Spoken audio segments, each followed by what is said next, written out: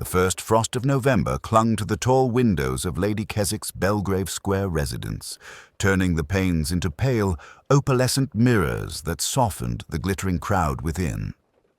It was, by all appearances, a perfectly civilized affair. The annual Winter Arts patronage reception, where benefactors, minor nobility, and a carefully curated selection of young painters mingled over champagne and murmured appreciations. The room carried the muted fragrance of waxed floors, lilies, and expensive perfume, an atmosphere designed, Lady Keswick often said, to encourage generosity. Inspector Roderick Alleyn had not come as an inspector at all.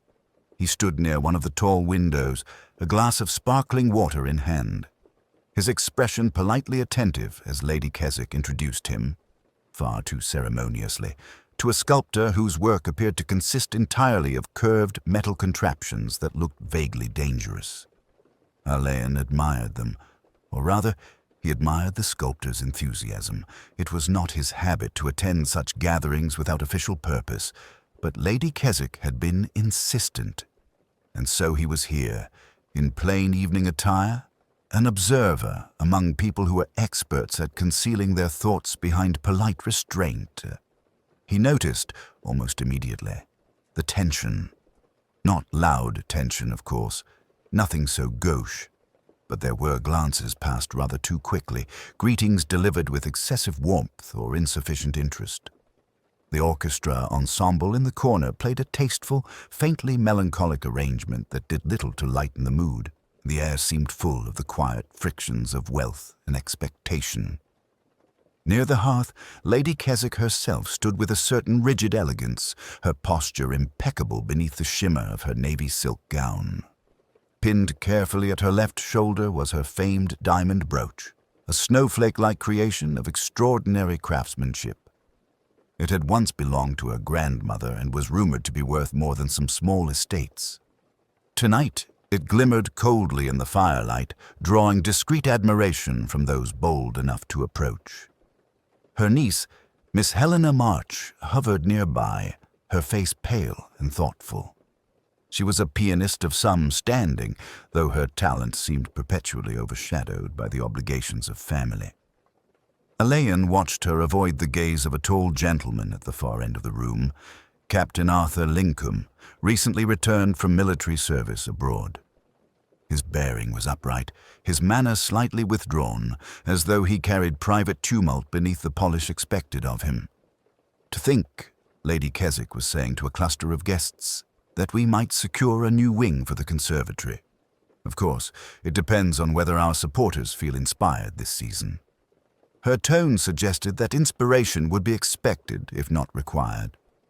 A small, brittle laugh sounded from a woman in emerald silk, Mrs. Randall, the widow of a banker, whose fortune had dwindled significantly after his death. She smiled too widely as she raised her glass. "Your ladyship needn't worry. People are often more generous in winter. Something about the cold, I suppose." "Cold," murmured Lord Iveson, a thin man with eyes like polished stones, has been known to sharpen motives as much as generosity. It was said with a smile, but Alleyn saw Helena stiffen. As he drifted through the room, offering polite nods and murmured acknowledgments, Alleyn became increasingly aware that the evening's sheen was merely lacquer over something unsettled. Mrs. Randall's recent financial trouble, Lady Keswick's whispered concerns about dwindling patronage, Helena's withdrawn demeanor, and Captain Lincoln's uneasy silence. Each detail flickered like a half-lit lantern against the backcloth of polite society.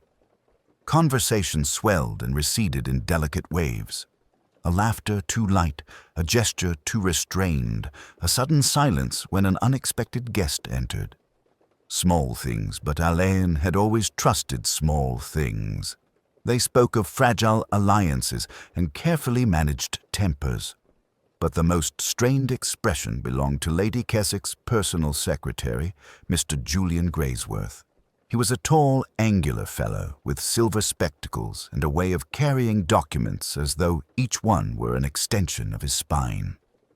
When Alleyn passed him, Graysworth gave a start. Not large, but enough to betray nerves. His fingers clutched an envelope as though he feared it might escape him. "Good evening, Inspector," he said softly, though no introduction had been made. "A most successful gathering, wouldn't you say?" "That depends," Alleyn replied amiably, "on your definition of success." Graysworth's thin smile faltered before he retreated into the shadow of a marble column. The orchestra shifted to a gentler piece. Guests applauded politely. A footman carried a tray of fresh champagne flutes. Everything gleamed: silver, glass, diamonds, polite expectations. And yet, as Alleyn observed Lady Keswick once more, he felt the faintest ripple of disquiet. Her hand brushed her brooch almost absent-mindedly, as though reassuring herself of its presence. Her eyes flicked across the room, toward Helena, the captain, Mrs. Randall, Lord Iveson, and finally Graysworth. There was something brittle in the air, something quietly waiting. The brooch gleamed like a frozen star. Later, Alleyn would remember that glimmer. He would recall how it caught the firelight, and how, for just a moment, it seemed almost too bright, too present, as though reminding the room of its own importance. Before the night was done, it would vanish. Quietly, completely. And the cracks beneath this elegant evening would widen into something far darker. The reception drifted onward with the quiet persistence of events in well-bred circles, where discomfort is managed with champagne and anxiety tucked discreetly behind polite smiles. Alleyn found himself drawn momentarily into a discussion about modernist portraiture, an exchange conducted with such earnest abstraction that one might almost forget the peculiar air that threaded the evening. Yet he did not forget. He registered the tension the way a seasoned conductor detects the faintest lapse in a violinist's bowing. It began with something subtle. Lady Keswick, at the height of her hostessly duties, was nowhere to be seen. Helena March was the first to notice. She had been standing by the French doors, her posture composed but strained, when her gaze flicked toward the hearth and lingered uneasily. Her lips parted slightly. "Where is my aunt?" she murmured, not quite to anyone in particular.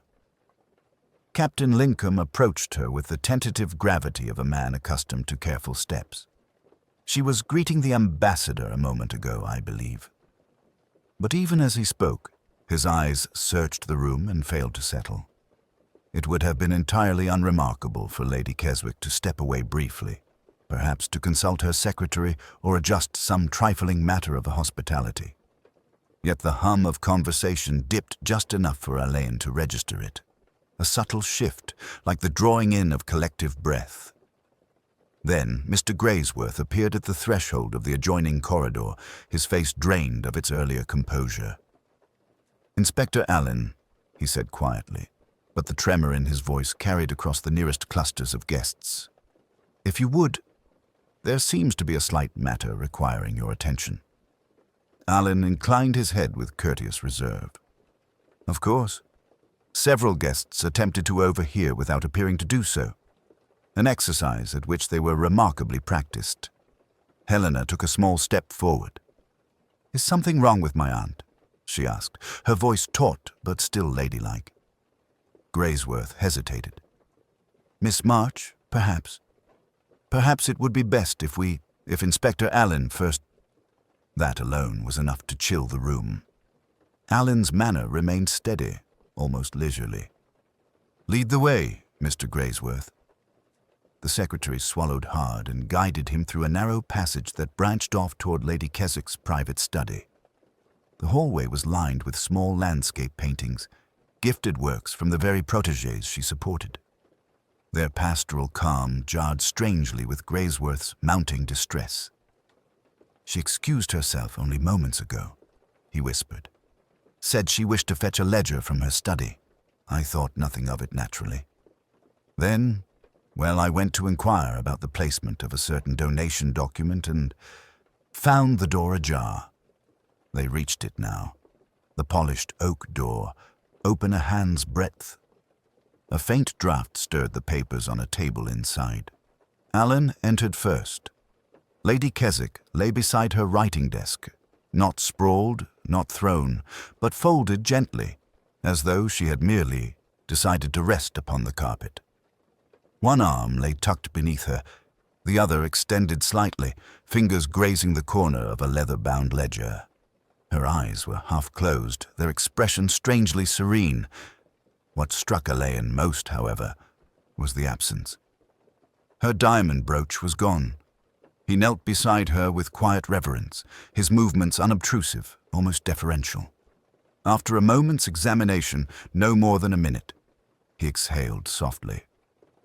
"Mr. Graysworth," he said, "send for a doctor at once, and please ask one of the footmen to discreetly close off this corridor." Graysworth made a strangled sound. "Is she—" "I'm afraid so." The secretary pressed a hand to his mouth. For all his rigidity, he seemed unprepared for grief. Or was it something else? Alleyn did not look directly at him. He found that people's truest expressions revealed themselves in profile. Graysworth trembled, but his eyes flickered toward the empty shoulder of Lady Keswick's gown. "You noticed it too," Alleyn murmured. I beg your pardon?" "The brooch. I doubt it simply fell." A small gasp sounded from the doorway. Helena had disregarded Graysworth's earlier protest and come after them. Captain Lincoln followed close behind, his jaw tense. Helena's gloved hand flew to her mouth. "Aunt Eleanor," she whispered. "Aunt Eleanor. Oh." Lincoln steadied her with a respectful touch to her elbow. "Let me take you back to the drawing room," he murmured, though his eyes remained fixed on the still figure at their feet. "No," she whispered. "I must— Oh, let me see her." Alleyn rose gently, stepping aside so Helena could kneel and touch her aunt's cool hand. A single tear escaped, but she caught it swiftly with her glove, as though ashamed to let it fall freely. "She was well not half an hour ago," Helena breathed. "Speaking to guests, smiling. She seemed quite herself." "Yes," Alleyn said softly. "Quite herself. And someone else, too." Her eyes lifted to him. "You mean the brooch?" He inclined his head. Behind them, Mrs. Randall and Lord Iveson appeared. Drawn by morbid curiosity, they attempted, without success, to disguise as concern. Their presence brought a sudden tightening of the atmosphere, as though the room shrank around its grief. Alleyn sensed the danger of speculation before the facts. He lifted a hand with calm authority. "Ladies and gentlemen, if you would please return to the reception for the moment. The doctor will be here shortly. I'll speak with each of you afterwards." Mrs. Randall hesitated just long enough to betray keenness, then allowed Lord Iveson to guide her away. Helena remained seated, her shoulders trembling. Lincoln knelt beside her, quiet and steady. Alleyn stood once more near the desk, letting his gaze drift over the objects. A half-written note, a silver letter opener, the ledger, a small overturned glass of water, and, significantly, a darkened imprint of where the brooch had rested on her gown earlier that evening. No sign of struggle, no raised voice, no violence, only a quiet, decisive act. The sort of act committed by someone who knew how to move silently in a world of silk and etiquette. Alleyn's eyes narrowed, not with aggression, but with thought. The evening's cracks had widened, and a whisper of something darker settled in the air. The doctor arrived with commendable haste, a thin, snowy-haired man whose discretion had long been prized among Belgrave Square's more distinguished residents. His examination was brief, almost reverent. He gave a slight bow of the head in Alleyn's direction, a silent acknowledgement of the inevitable legal machinery now set in motion. "There is no sign of violence," the doctor murmured, folding his stethoscope with deliberate care. "A sudden failure of the heart, most likely. She had been under strain, I believe." Alleyn nodded, though his eyes remained on Lady Keswick, studying the quiet tableau of death the way a painter studies a still life. The body, the posture, the surrounding objects, all spoke in their own muted language, if one cared to listen. "Thank you, Dr. Fairley," he said. "If you would join Graysworth in the corridor, I shall attend to matters here." The doctor withdrew, leaving Alleyn alone with the dead and the soft tick of a mantel clock. He allowed the silence to settle around him. It was in silence, he had long discovered, that details arranged themselves into patterns. Voices only cluttered the air. He noted first the position of Lady Keswick's right hand, its faint extension toward the ledger. A gesture not of collapse, but intention. Had she reached for it, or tried to push it away? He examined the spine and edges for fingerprints, smudges, anything disturbed. Nothing obvious, though the pages lay open to a list of donor names and pledged amounts for the season. Next, he turned to the overturned glass. There was a ring of water on the desk's polished surface, not a drop spilled further. Strange that a glass should fall so neatly. Stranger still that someone known for immaculate order had allowed it so near the edge. He pressed lightly on the carpet, still faintly warm from the fire in the grate. The air held the faintest trace of Lady Keswick's perfume, mingled now with a colder scent. Absence. He stood slowly, letting his gaze travel the room. The walls were lined with framed photographs, benefit galas, past exhibitions, portraits of young musicians. Many featured Helena, younger and smiling, before responsibilities had tempered her expression. In the corner stood a small locked cabinet containing heirloom jewelry and documents. The keyhole gleamed mutely. Alleyn's eyes flicked back to the empty place on Lady Keswick's gown. The brooch had been firmly pinned earlier. He was certain of it. For it to vanish now, while Lady Keswick herself lay unobtrusively, silently collapsed, was no accident of sentiment or simple misplacement. He stepped to the window. Frost traced the glass in delicate arcs. Beyond lay the darkened garden, still and undisturbed. No footprints in the thin dusting of early frost. The intruder, if such existed, had not come from outside. He returned to the door. The hallway was quiet except for the muffled murmur of anxious guests beyond. Graysworth stood stiffly at attention, his hands clasped so tightly his knuckles blanched.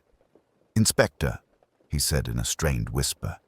"The doctor has concluded his examination," Alleyn replied. "Lady Keswick seems to have suffered a sudden collapse. You were the last to speak with her, I believe." Graysworth's Adam's apple bobbed. "She had asked me to bring her the ledger later in the evening, but then changed her mind and said she would fetch it herself. She mentioned, well, nothing out of the ordinary." "Nothing," Alleyn repeated softly, "except that she removed herself from her guests." Graysworth hesitated. She did seem troubled this past week. Unusually so. Concerns about the upcoming donor report. There was talk of financial strain, but I believed it to be manageable." Alleyn said nothing. He did not need to. Silence drew truths more effectively than interrogation. Through the open doorway into the reception room, he saw guests forming subtle clusters, pockets of whispered speculation and refined distress. Captain Lincoln stood beside Helena, his posture protective but not intrusive. Helena's face was composed now, though her eyes betrayed a quiet, internal tremor. Mrs. Randall hovered near a window, her gloved hands twisting a silk handkerchief with almost theatrical delicacy. Lord Iveson remained isolated beside the fireplace, his gaze fixed on nothing in particular. It was a tableau of grief filtered through etiquette. Alleyn took a single step forward, just enough for the nearest guests to notice his presence. Their murmurs fell at once, an instinctual deference not to authority, but to inquiry. He did not speak. Instead, he simply let his eyes rest upon them one by one with polite interest. It was remarkable how much could be revealed by people desperate to appear unaffected. Mrs. Randall, sensing his gaze, stiffened and smiled too brightly. "Such a shock, Inspector. Such a terrible shock. Lady Keswick was the picture of health, was she not, Helena, dear?" Helena flinched almost imperceptibly.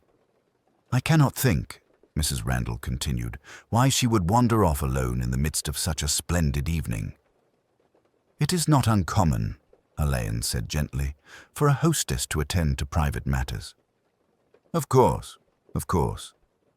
Mrs. Randall's eyes flickered toward Lord Iveson, as if gauging whether she had said too much. Lord Iveson's expression remained unreadable. Captain Lincoln cleared his throat, quietly. "Inspector, may Helena retire for a moment?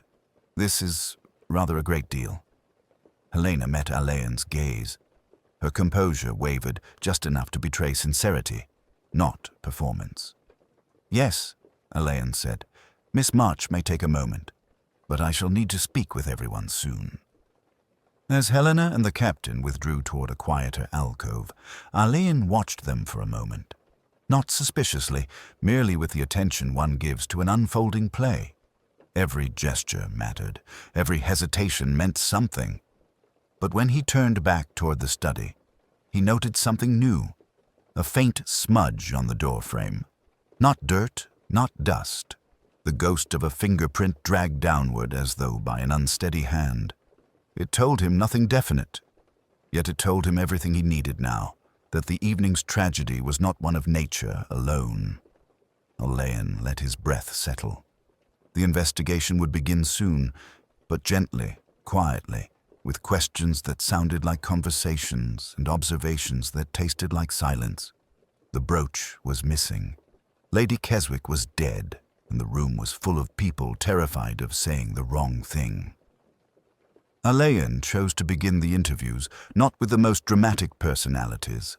Those invariably clamored to offer their own explanations, but rather with the people who appeared most anxious to avoid attention. Such individuals often carried truths they had no intention of speaking aloud. He gestured politely to Mr. Graysworth. "If you would be so good as to join me in the study for a moment more." The secretary obeyed, though the stiffness in his spine suggested a man being led to confession rather than conversation. Alleyn closed the door behind them, allowing the muted sounds of murmuring guests to dissolve into silence. Graysworth stood near the desk, eyes fixed upon the ledger, as if willing it to explain itself. His hands, clasped before him, quivered faintly. "I'd like to trouble you for a clearer account of Lady Keswick's recent behavior," Alleyn began, his voice mild, almost soothing. Graysworth swallowed. "She has had difficulties. Financial ones, as I mentioned. Discrepancies in the accounts, pressure from certain donors, worries about securing future patronage." "Worries she shared only with you?" "I believe so, yes. Helena knew nothing of it. Lady Keswick preferred to keep such matters from family. She was quite devoted to shielding her niece." He said this with genuine affection, though the earnestness was slightly overperformed. Alleyn noted it, but offered no comment. "And this brooch?" Alleyn said softly. "Was it of particular value?" Graysworth hesitated. "Sentimental, certainly. Financially, well, it was worth a considerable sum, one of her few remaining heirlooms." "Did she keep it in the cabinet there?" "Sometimes, but tonight she wore it as a gesture of tradition. She seldom brought it out otherwise." Alleyn nodded. "Thank you, Mr. Graysworth, so you may return to the guests, if you would send in Lord Iveson next." The man left with visible relief, yet relief tinged with something else, resentment, fear, or simply exhaustion. Lord Iveson entered with an air of cultivated detachment. His face was long and elegant, the sort favored by portrait painters. He stood with his hands behind his back, reminiscent of a statesman rather than a dinner guest. "Inspector," he said, "a dreadful affair. Eleanor was a fine woman." Alleyn inclined his head. "When did you last see Lady Keswick?" "Perhaps 20 minutes before her disappearance. She asked after my wife, who is unwell and could not attend." His gaze drifted momentarily to the window.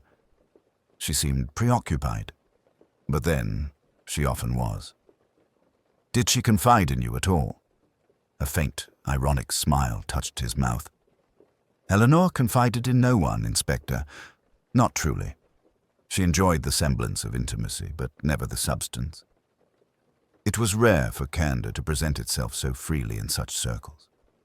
Alleyn regarded him with polite interest, and yet you speak of her with some insight. I have observed her long enough, he replied coolly. She was generous, yes, but she was also proud. Her pride drove her sometimes to admirable acts, sometimes to folly. Did you observe anything unusual tonight? Lord Iveson hesitated, though only for a heartbeat. She seemed watchful, he said. Her eyes kept straying to Helena and Captain Lincombe. I assumed it was concern for her niece's prospects, but now, he exhaled softly. I wonder whether she sensed something else. Alleyn waited, but nothing more came. Iveson was a man capable of saying much with little, but equally capable of withholding.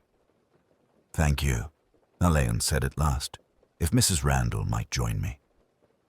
Lord Iveson departed with graceful efficiency. Mrs. Randall entered in a flurry of silk and affected distress. Her eyes were red, though whether from tears or dramatic rubbing was uncertain. She dabbed delicately at the corners with a scented handkerchief. Oh, Inspector, this is all too ghastly, she murmured. Poor Eleanor and poor Helena. Such a tragic, tragic evening. Alleyn gestured toward a chair. She sat, arranging her skirts with theatrical precision. You were close with Lady Keswick, I understand, he asked. Mrs. Randall clasped her hands. Dear friends, old friends, well, friends of a sort. Eleanor could be rather formidable, but she meant well always. And did she seem her usual self tonight? The woman's eyes flickered. Not entirely. She was tense. I thought perhaps the presence of certain individuals upset her. Which individuals? Oh, I wouldn't presume, she said far too quickly. Alleyn regarded her evenly. Silence settled between them, heavy, deliberate. In silence, flustered people always overfilled the void. Mrs. Randall cracked in less than 10 seconds. Well, if you must know, she whispered, leaning forward. I believe she was troubled by Helena's suitor, Captain Lincombe. Such a charming man, yes, but Eleanor had reservations. Something about his past, though she never confided details. Did you observe anything else this evening? Her gaze darted toward the hallway. Only that Eleanor left the room rather abruptly, and I noticed Helena speaking with her just beforehand, something that seemed to distress her. Distress Helena or Lady Keswick? Mrs. Randall hesitated. Both, I think. Her eagerness to supply conclusions was almost too helpful. Alleyn recognized the type, a woman whose currency was information, regardless of its reliability. Thank you, Mrs. Randall. Please send in Captain Lincombe. The captain entered shortly after, his posture a study in controlled restraint. His uniform, though not worn tonight, seemed to shape his movements still. Efficient, contained, precise. Inspector, he said, voice low. May we keep this brief? Helena is in no state to... I ask only a few questions, Alleyn replied. When did you last speak to Lady Keswick? Before the reception began. She greeted me kindly enough, though, well, she had reservations about my intentions toward Helena. She feared I lacked stability. And do you? A slight smile touched his lips. Only an income. The army does not reward officers of my rank with great fortune. Did Lady Keswick express these concerns tonight? Yes. We had a short conversation. She implied that Helena should be cautious with her future. I assured her my intentions were honorable. And how did she respond? She smiled, but it was not a kind smile. Alleyn let the silence return once more. Lincombe met it without flinching. Thank you, Captain. I will speak with Helena shortly. As Lincombe departed, Alleyn stood alone again in the study. Every conversation had offered a thread, some tangled, some frayed, some deliberately knotted, None yet formed a complete picture. But as he looked once more at the empty space on Lady Keswick's gown, he felt the threads pulling into shape. The chapel's side passage narrowed into a dimly lit cloister walk, its stone arches casting long skeletal shadows that shifted as wind pressed against the old stained-glass panes. Inspector Alden slowed his steps, allowing the quiet to settle around them. Only the faint drip of moisture, from where he could not tell, echoed through the space. It reminded him of a metronome marking time toward a truth no one wished to reach. Clara kept close beside him, her eyes wide but determined. She seemed steadier after leaving the suffocating silence of the chapel floor, yet the tremor in her fingertips betrayed her unease. "This place feels wrong," she whispered, "as if the walls know something we don't." Alden glanced at her. Buildings remember more honestly than people. They don't embellish, don't omit, only endure. She offered him a thin smile. "That's comforting in a rather bleak way." He didn't reply.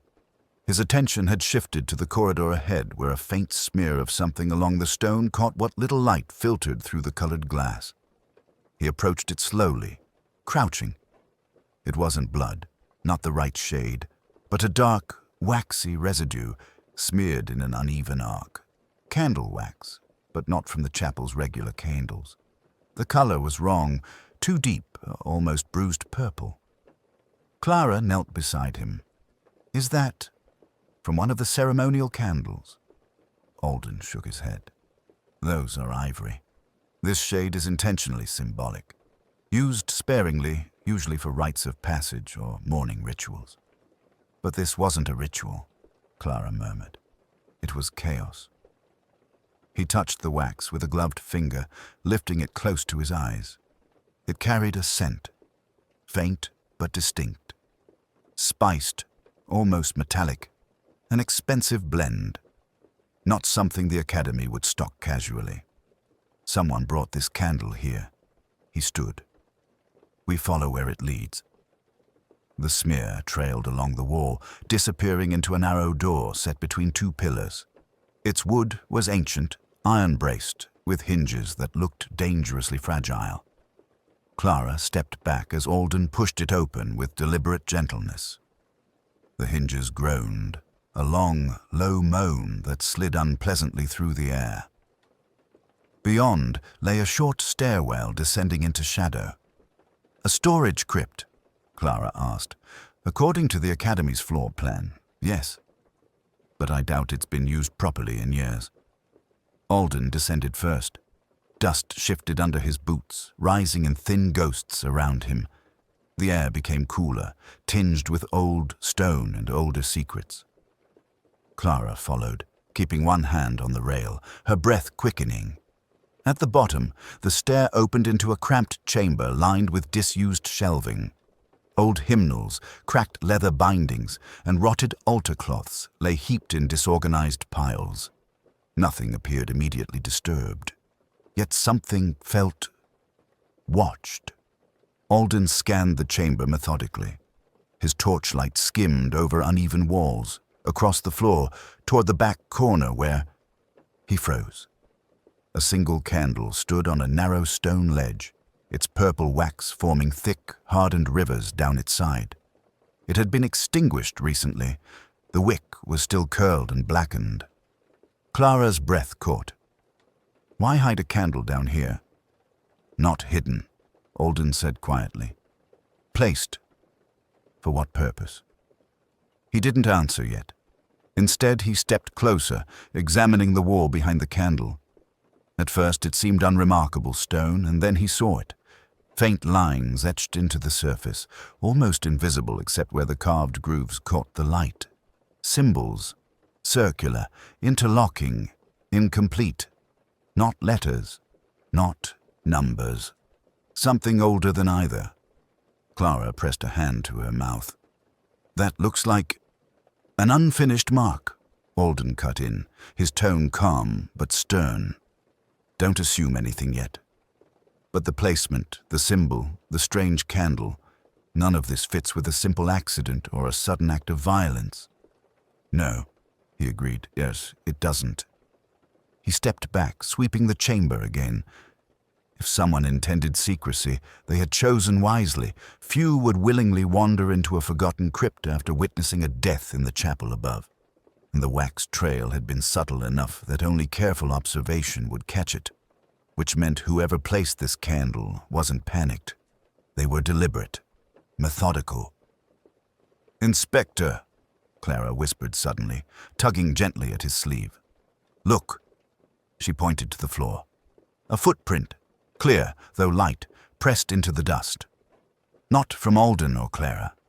The tread pattern was unfamiliar, narrow and angled slightly inward. Someone else had been here.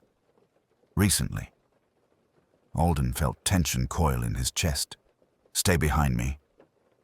They followed the partial prints to the opposite wall, but there, abruptly, they vanished. No exit, no door, no concealed passage. Just solid stone. "How?" Clara whispered. Alden didn't know, but he felt the shift in the atmosphere, the tightening as though the crypt itself held its breath. Whoever they were following, they were close. Too close. And the next section would bring them nearer still. For a long moment, Inspector Alden stood perfectly still, listening. The crypt held its silence like a sealed jar, thick, unmoving, suffocating. No shuffle of retreating footsteps, no breath drawn in fear or haste. Just the cold stone walls and the lingering trace of whoever had passed through moments or perhaps minutes before them. Clara hovered behind him, her composure trembling like a candle flame in an unseen draught. She tried to steady herself, but the weight of the underground chamber pressed upon her, turning each exhale into a careful negotiation. "They didn't just vanish," she whispered. "No one moves that quickly, not without making a sound." Alden nodded once, slowly, which means the answer isn't in speed. He crouched again near the final footprint, tracing a finger along its outline. The dust was disturbed only in a light crescent, enough to show an impression, but not enough to indicate a hurried step. Whoever made it had been deliberate, intentional, calm. They had known exactly where they were going. He lifted his gaze to the wall where the trail abruptly ended. Solid stone, uneven, ancient, carrying the scars of time. Nothing about it gave away an opening. No hinges, no cracks, no hinges disguised by age. But the unfinished symbol behind the candle, those carved lines had meaning, intent, purpose. "Clara," he murmured, "hand me the torch." She placed it carefully in his palm. Alden brought the beam close to the stone, sweeping it across every inch. The light skated over pitted surfaces, small chips, patches darkened by moisture. Nothing stood out at first. Then, in a narrow groove near the footprint, something glinted. Alden angled the light, a thread-thin line of wax, purple, like the candle. Clara drew a shaky breath. "There's more of it." "Not spilled," Alden corrected. "Dragged." The wax formed a minuscule trail along the crack between two large stones, its path winding upward in a faint spiral before disappearing into the stone's natural texture. No, into a seam. Alden pressed his hand against the stone gently. Cold. Solid. Then he leaned his weight into it. No movement. He shifted, pressing the stone beside it. Nothing. Clara stepped closer, squinting. "Do you think there's a mechanism?" "Likely, and likely disguised." She raised her torch toward the unfinished symbol again, studying the pattern. What if the symbol isn't decorative at all? What if it's a map? Alden's brows lifted slightly. "Explain." "Well, look." She traced the air above the carved lines. "This circle, half complete. This arc, broken at 2 points. It reminds me of the Academy's courtyard plan. Cracked but circular, and that line cutting through the center, like the path from the chapel door." Alden regarded her with new respect. Clara's mind, though shaken, was sharp. If the symbol mirrors the building's layout, she continued, then maybe its missing segments indicate something hidden, or something that was removed. Alden stepped back, examining both the symbol and the wall again. The unfinished mark, the placed candle, the careful footprints. Everything down here had purpose. Purpose that someone wanted obscured. "Clara," he said quietly, "mark the lines again. Slowly." She moved her hand carefully through the air, following the curved lines and intersecting shapes. When she reached the final incomplete arc, Alden watched the direction her hand naturally extended toward the seam in the stone. The symbol wasn't unfinished. It was pointing. Alden stepped to the seam, testing it again. Still nothing. He widened his reach, running his hand along the connecting stones until he felt a slight give, barely perceptible, but enough to alter the tension beneath his fingers. Here. He pressed firmly. A soft click sounded within the wall. Clara gasped as the seam widened only slightly, but enough to confirm the truth. A concealed door, but it didn't swing inward. It resisted. Clara stepped forward, ready to help push, but Alden raised a stopping hand. "No, if it sticks, it's not from age." He pressed his ear to the stone. After a moment, his voice lowered. "There's weight on the other side." Clara tensed. "A person? Possibly. Or an object placed deliberately." He ran his fingers along the edge again. A faint smear of wax stained the lower corner, meaning the door had been opened recently. The person they followed had used it, and might still be behind it. Alden stepped back. "We won't force it. Not yet." "Why not?" Clara whispered. "Because whoever set this in motion isn't finished, and because a blocked door is a message." Clara swallowed hard. "What kind of message?" "That someone doesn't want us entering, or doesn't want something leaving." The crypt seemed to tighten once more, thick with anticipation. Clara shivered. Alden extinguished the torch, leaving only the faintest glow from the stairwell behind them. "We return above," he said quietly. "This place answers nothing. Not yet. But it deepens every question." As they climbed the stairs, the darkness behind them seemed to settle like a watching presence, patient and unbroken. Whatever lay beyond that concealed door would not stay hidden for long.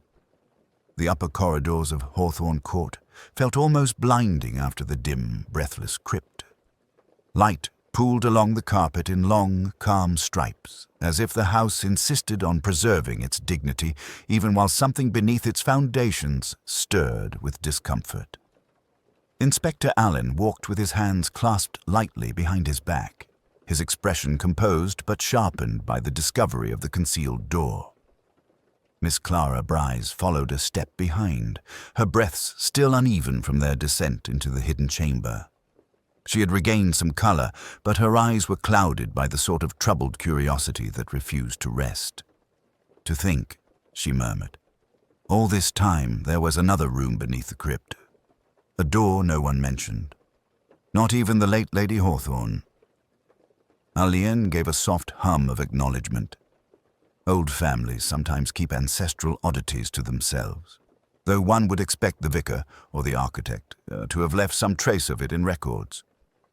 Clara hesitated before speaking again. "Inspector, if someone moved through that door shortly before we came down, then—" "Yes," Alleyn finished gently. "We are not dealing with a relic of the past, but an action of the present." As they turned into the gallery hall, they found Miss Verity Harrow standing alone near one of the tall windows. The pale afternoon light cast her silhouette in a quiet, rather tragic outline. Her gloved hands were clasped at her waist, and her gaze upon the gardens below was fixed with unnatural attention. She turned at the sound of approaching footsteps. "Inspector," she said with polite softness. "I wondered where you had gone. Miss Bryce." Clara managed a small nod. "We were examining something in the lower chapel." Verity's eyes flickered, just for a breath. Not fear, not guilt, but recognition of a path she dared not tread. "I see. I hope it wasn't unpleasant." "That depends," Alleyn replied mildly.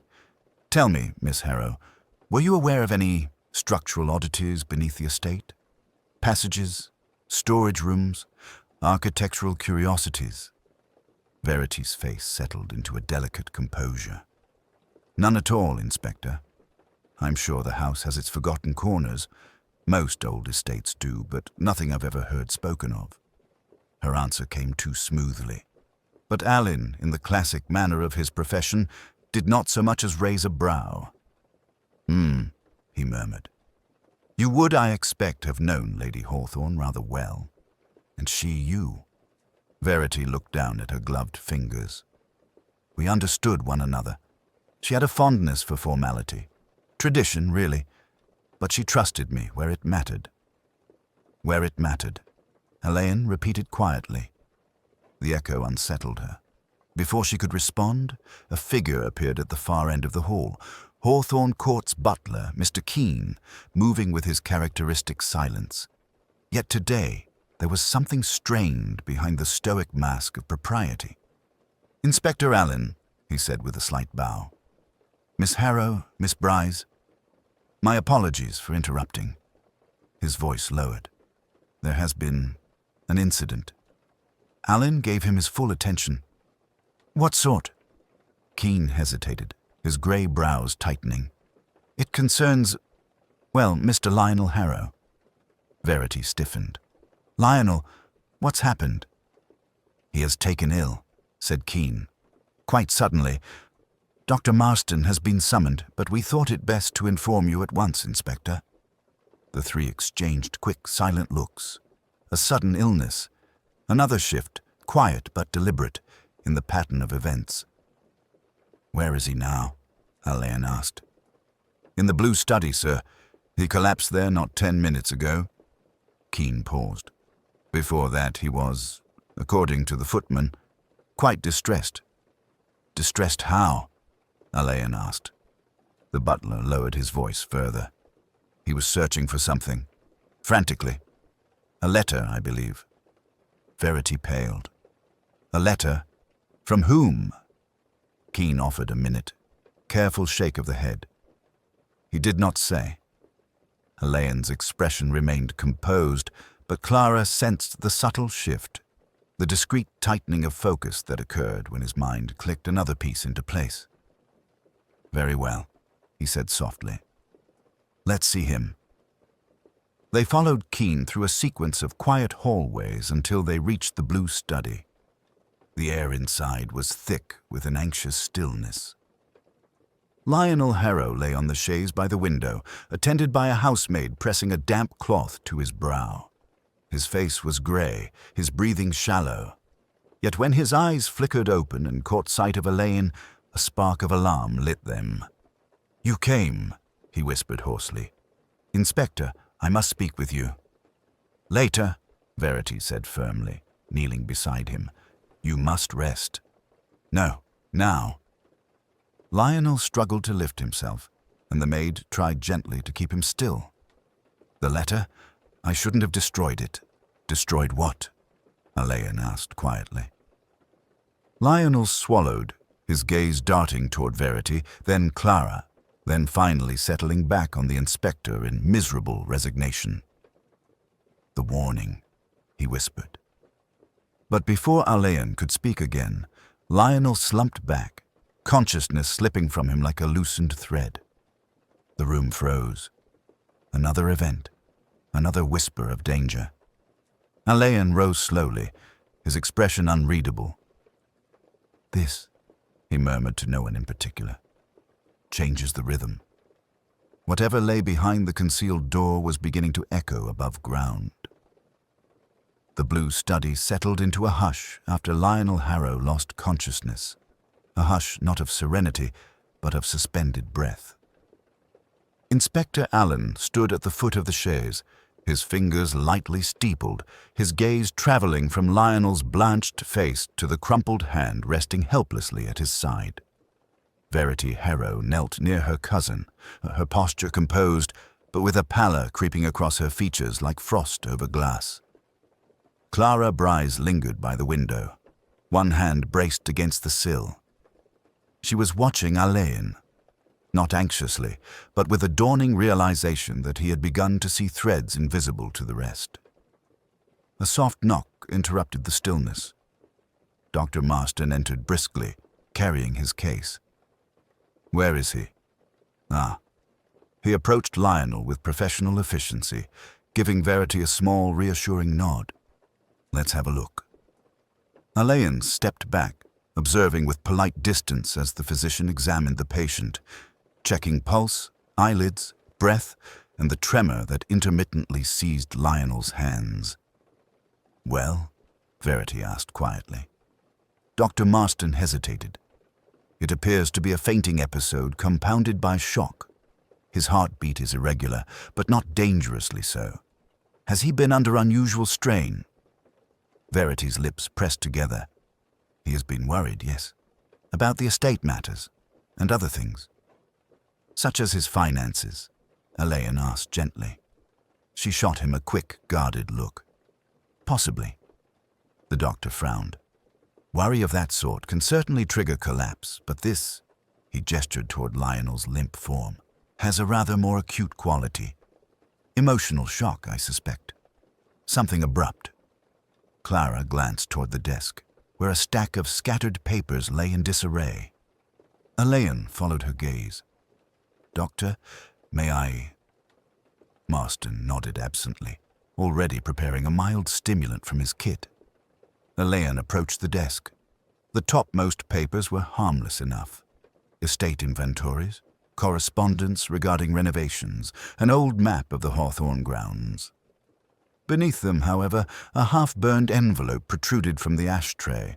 Only one corner remained intact, crisp and pale against the grey flakes. Verity saw it at the same moment he did. She rose swiftly. "Inspector, please, Lionel shouldn't be—" But the warning caught in her throat when Alleyn gently lifted the charred envelope with a handkerchief. The few surviving fragments revealed delicate handwriting in sepia ink. A woman's script, elegant, disciplined. Only part of a sentence could still be read. "You must take care. He suspects more than he—" The rest had been devoured by flame. Alleyn folded the handkerchief around the fragment and placed it carefully in his inner pocket. "Burning only half a message is a curious thing," he remarked mildly. "It suggests haste or indecision." Verity's jaw tightened. Lionel was overwrought. He likely thought it best to rid himself of whatever nonsense that message contained. "Nonsense," Clara said quietly, but he called it a warning. Verity did not answer. Her silence was brittle. Dr. Marston straightened. "He'll wake presently, though I'd advise rest and limited excitement." His tone softened as he turned to Verity. "If you need anything, dear lady, send word." When he left, the room felt emptier for a moment before the tension reasserted itself. "Miss Harrow," Alleyn said, "you've had a trying day. Might I suggest you also take a moment's rest?" She exhaled softly. "Inspector, I have no interest in obscuring anything from you, but Lionel has been troubled for weeks or months. I thought it was simply worry about the estate. Our finances have been fickle. But something else is weighing on him. Something he refuses to speak of." "Or someone," Clara murmured. Verity turned. "You suggest he is corresponding secretly?" Alleyn watched the interaction closely but said nothing at first. He approached the window, hands clasped lightly. "Miss Harrow," he said at last, "you've been forthright, but not entirely open. Allow me to ask one question plainly. Did Lionel have any connection, quiet, discreet, or otherwise, to the late Lady Hawthorne's personal effects? Particularly anything locked away or forgotten?" Her composure flickered. I don't know what you're implying." "I'm not implying," Alleyn said gently. "Only asking." After a long pause, Verity sighed. There was a rumor that Lady Hawthorne kept a small collection of private papers in the crypt antechamber. Letters, notes, old correspondences. Lionel asked the housekeeper once whether any such thing existed. She said no. Clara drew a breath. "But that concealed door, if it leads to a hidden room." "Then Lady Hawthorne," Alleyn finished softly, "may have kept far more than heirlooms." A sudden gust rattled the window, making Verity flinch.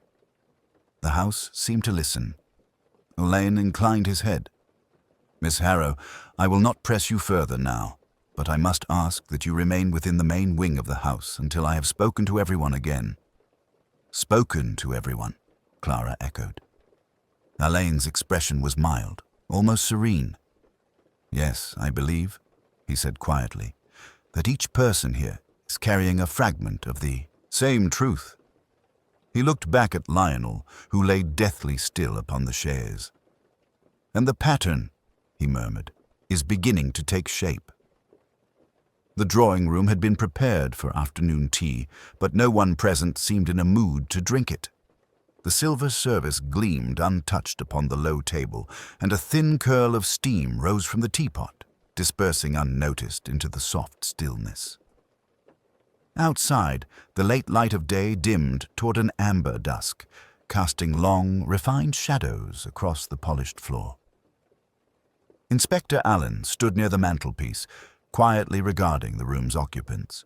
He had asked Lady Hawthorne's remaining guests, household members, and relevant parties to gather.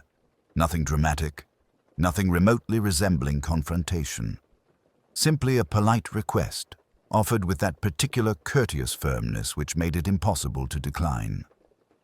Miss Clara Bryce perched on the arm of a slender chair, legs neatly crossed, hands clasped. Her eyes followed Alleyn's movements with a mixture of anxiety and a growing admiration for his steady, unhurried deductions. Miss Verity Harrow was seated on one of the chintz sofas, sitting a little too straight, as though she were unsure whether to defend herself, apologize, or flee. Her gloves lay untouched beside her. She seemed paler than before. Mr. Keene, the butler, stood discreetly by the door, the perfect silhouette of domestic propriety.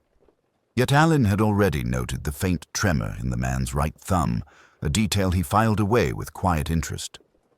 3 other guests, Mr. Denholm, the family solicitor, Mrs. Clavering, an elderly cousin, and Sir Basil Tronley, a retired general of dignified stiffness, were present, though Alleyn had little expectation of revelation from them.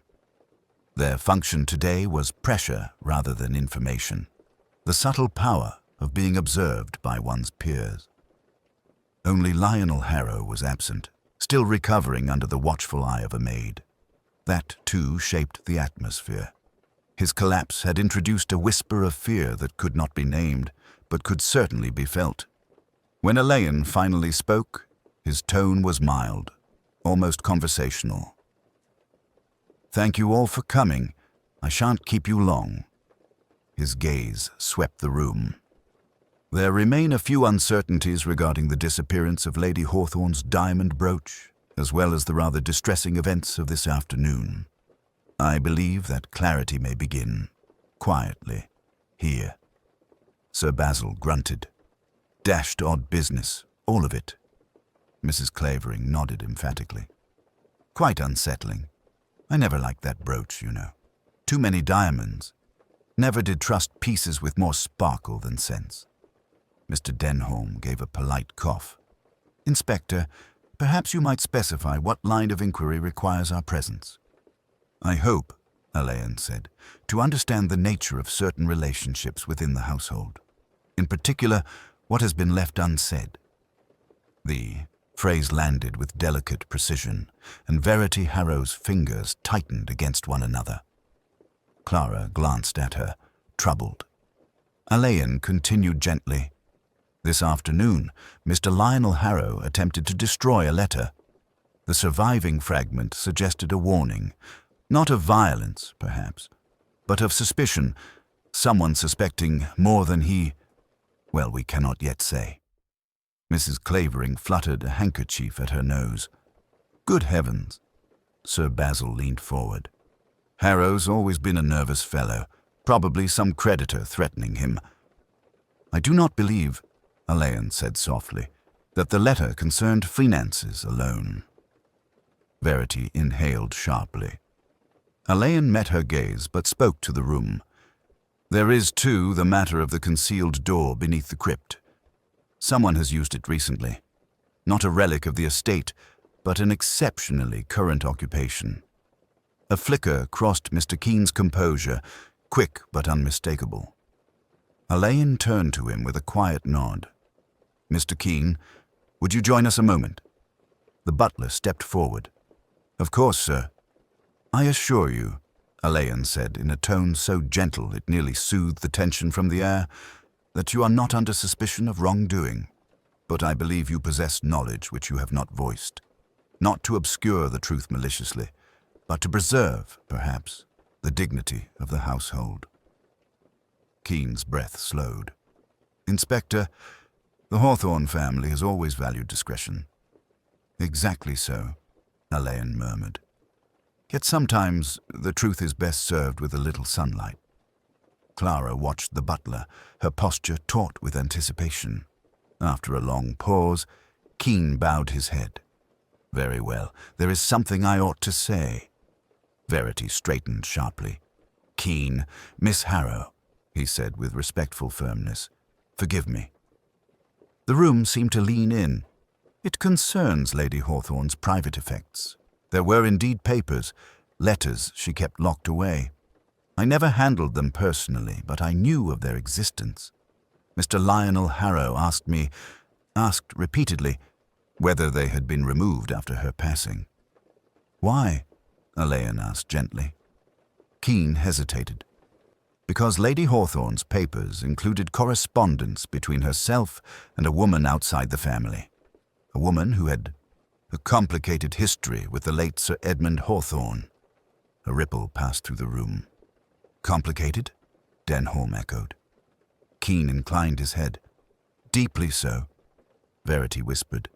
Then the rumor was true. Alleyn gave no sign of surprise. His voice remained calm, thoughtful. I assume these letters were sentimental, or not sentimental, Keen said quietly. Legal. Clara stiffened. Legal?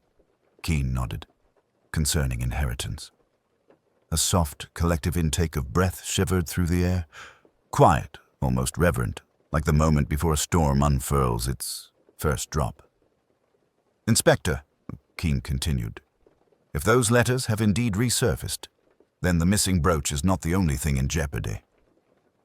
Alleyn's eyes softened, though his mind sharpened like a blade behind glass. Thank you, he said gently. He turned toward the gathering dusk beyond the window. The pattern grows clearer. Inspector Hale stood motionless for a long moment, letting the weight of the corridor settle around him. The quiet felt wrong, too heavy, too arranged, as if the very walls were deliberating what to hide next. The distant echo of water dripping somewhere in the pipes only sharpened the silence. Miss Carter hovered beside him, breath shallow, as though afraid the building itself might overhear them. Whoever left that note, Hale murmured, wanted us to understand something, but not everything. Miss Carter nodded, swallowing. You think they're still here? I think they never left. He folded the rain-damp scrap carefully and tucked it into his coat. Its message, short, jagged, written under clear duress, still pulsed in his mind. He didn't fall. Those 3 words had already begun to alter the shape of the case, shifting every assumption, nudging open doors he had not yet wished to open. Hale motioned Miss Carter toward the stairwell, but he did not descend. Instead, he tilted his head upward, studying the dim expanse above. The upper landing was cloaked in shadows that quivered faintly with each flicker of the faulty bulb. There was something he had missed earlier, some detail that refused to present itself until now. "Wait," he whispered. He mounted the first step and paused, scanning the banister, the dusty corners, the scuffed marks on the wooden treads. A faint trail of smudges, barely visible, wound upward like the ghost of a forgotten chase. Hale crouched, touching one with the edge of his glove. "These weren't here before," he said. "What are they?" Miss Carter asked. "Pressure marks. Someone ran up these stairs recently, and fast." They followed the trail to the second landing, where the corridor forked into two equally bleak passages. Hale reluctantly chose the one on the left. It felt colder, narrower, like a throat closing around them. As they moved forward, Miss Carter clutched her coat tighter. The hallway opened into a wide rehearsal room, long abandoned, judging by the dust layering the chairs and broken music stands. The curtains along the windows swayed gently despite the absence of an open window, making Hale's pulse tighten. Miss Carter whispered, "Why does it feel like we're being watched?" Hale didn't answer. His eyes had locked onto something near the back of the room, a single overturned chair, its legs splayed like a warning. Carefully he approached it, studying the floor around it. There, impressed lightly into the dust, lay the imprint of a shoe, large, deliberate, facing the doorway as if someone had been poised to flee or confront whoever entered. But that wasn't the part that made Hale's throat tense. Next to the shoe print was a drag mark, faint but unmistakable. "Someone was pulled," he said. Miss Carter inhaled sharply, covering her mouth with her hand. Hale knelt again, following the drag mark to the wall where the paneling was slightly ajar. He nudged it open, revealing a cramped maintenance space behind it. The air inside smelled stale, metallic, and oddly warm, as though someone had been here only moments ago. A faint noise stirred from deep inside the shaft. Not quite a footstep, more like a breath. Hale signaled Miss Carter to stay back. She obeyed reluctantly, stepping behind a row of old music stands while Hale edged deeper into the maintenance passage. His flashlight beam skimmed across coils of wires, abandoned toolboxes, and a narrow ladder leading upward into darkness. "There's someone up there," Hale whispered, more to himself than to her. Before he could climb, a sudden clatter echoed from somewhere above, sharp, chaotic, like a metal instrument ricocheting down the ladder. Hale jerked back as the object, a rusted wrench, crashed at his feet.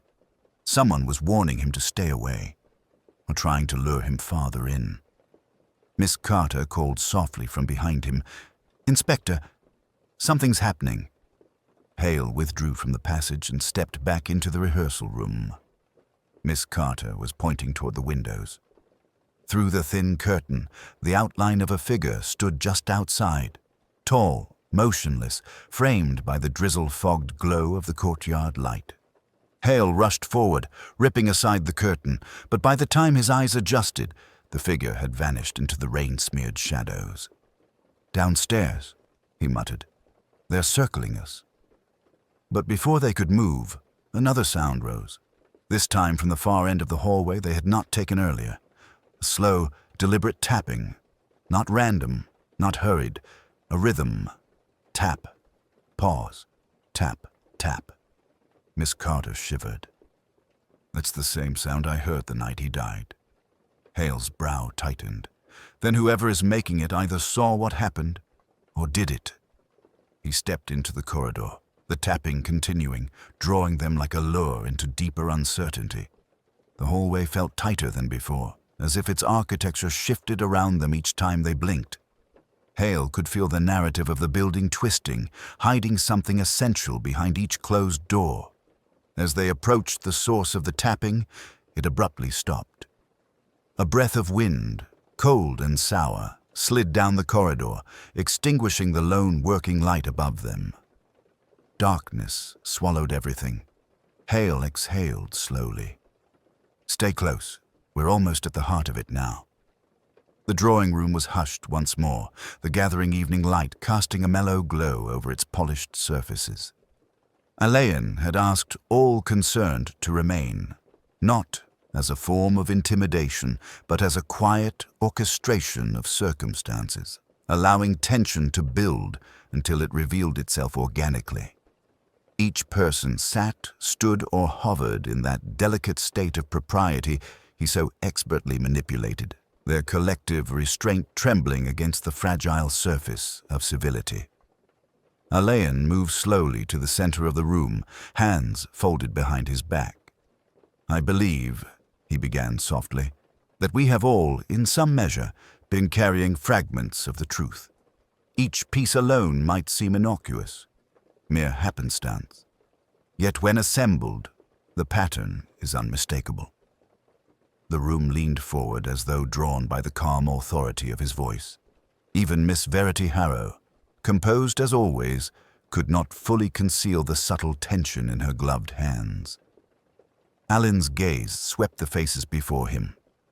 Miss Bryce observed the crypt and the misplaced candle.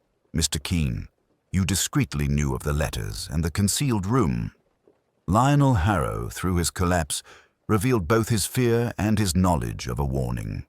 And yet the brooch, the item ostensibly at the heart of our concern, was never the true object of desire. He paused, allowing his words to settle, and then continued in that same quiet, deliberate cadence.